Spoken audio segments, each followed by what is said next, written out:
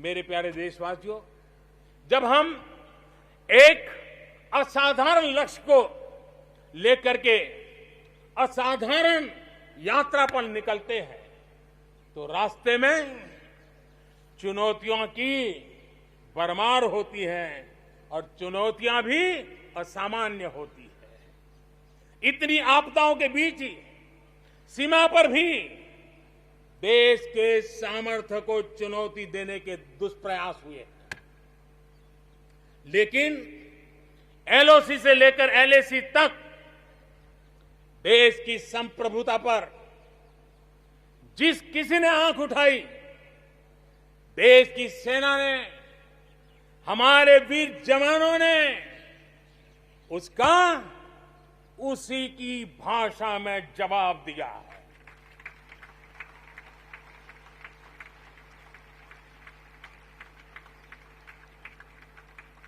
भारत की संप्रभुता की रक्षा के लिए पूरा देश एक जोश से भरा हुआ है, संकल्प से प्रेरित है और सामर्थ्य पर अटूट श्रद्धा के साथ आगे बढ़ रहा है। इस संकल्प के लिए हमारे वीर जवान क्या कर सकते हैं, देश क्या कर सकता है, ये लद्दाख में दुनिया ने देख लिया है।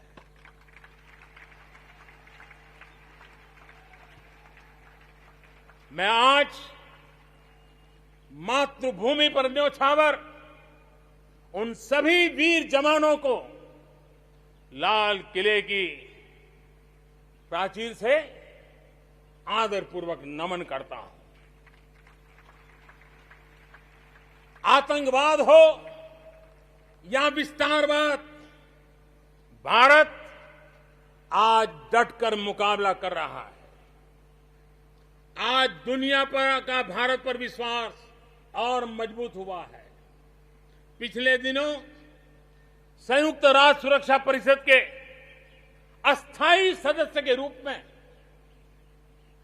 192 में से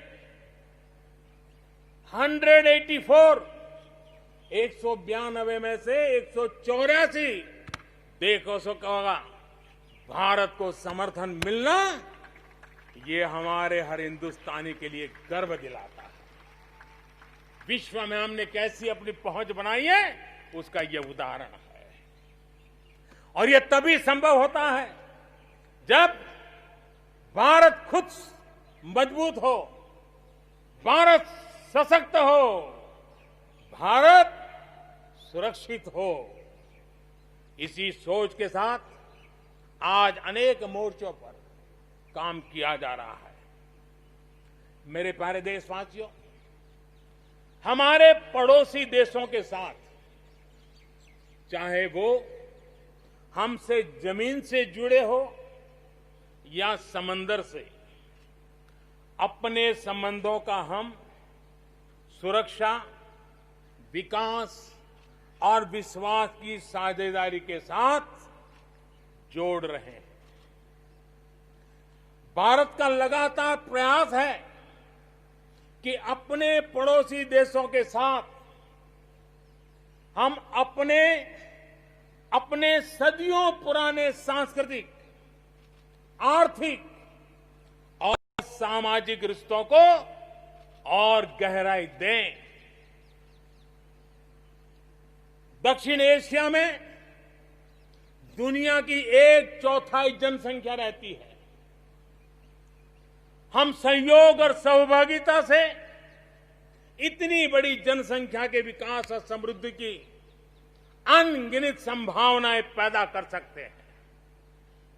इस क्षेत्र के देशों के सभी नेताओं की इस विशाल जनसमूह के विकास और प्रगति के लिए बहुत बड़ी जिम्मेदारी है, एक अहम जिम्मेदारी है। उसे निभाने के लिए दक्षिण एशिया के इन सभी क्षेत्र के सभी लोगों को, राजनेताओं को, शासकों को, बुद्धिजीवियों को भी मैं आह्वान करता हूं, इस पूरे क्षेत्र में जितनी शांति होगी, जितना सौहार्द होगा, उतनी ही ये मानवता के काम आएगी, मानवता के हित में होगा। पूरी दुनिया का हित इसमें समाहित है। आज पड़ोसी सिर्फ वो ही नहीं है जिनसे हमारी भौगोलिक सीमाएं मिलती है, बल्कि वे भी हैं जिनसे हमारे दिल मिलते हैं।